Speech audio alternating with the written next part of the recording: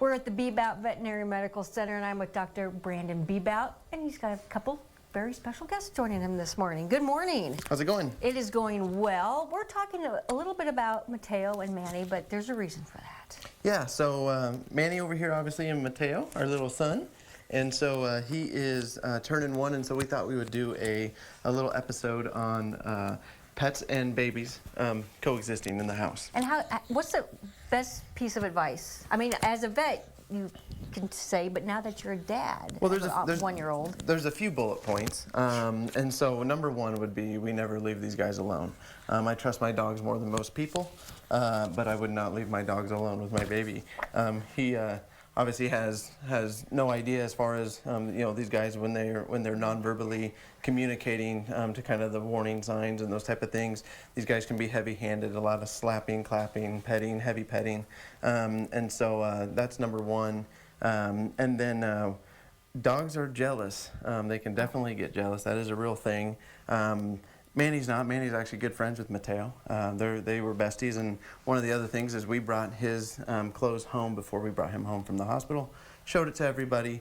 2 of the dogs walked away as if they didn't care at all.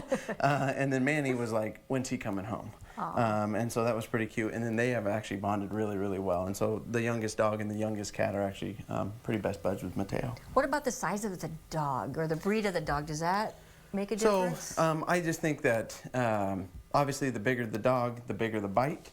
You know, we think of Chihuahuas and things like that as kind of being land sharks, and they can be bitey and nippy and those things. But we still know that, you know, a Chihuahua could break skin, but we know, like, anybody, you know, 50 pounds, 70 pounds, 100-pound dog might be a gentle giant, but the consequences on the other end, if we're not erring on the side of caution, can be, I mean, they can be serious, and we've unfortunately seen things like that. So what about cats? Do we need to pause about anything with cats? Cats are aliens, so they're unpredictable, and so I always err on the side of caution there as well.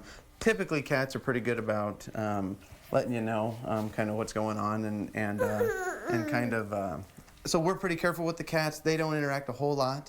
Boo, our youngest one, likes to get in his little pack and play, and they kind of hang out. But we start every day and every evening, every morning, every evening with him, showing him soft pets and those type of things. And he'll get there. He still is obviously kind of more of a hitter, but we're careful with those type of things. But eventually, obviously, he's going to learn. And that's why I love having the pets around him. You know, we can show that compassion early for others, and hopefully he grows up like that with humans as well. And there's a lot of benefits to having a pet, especially with a youngster, absolutely. too. And again, and even you know, your goats and your chickens, you know, kind of teaches responsibility, and hey, you got to feed the dog, and you got to pick up after the dog, as well as things like exposing them to allergens, and they're getting used to those type of things as well, for sure. And so a lot goes into that.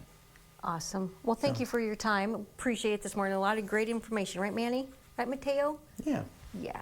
All right. Stay with us for another edition of Pet Doc on Monday.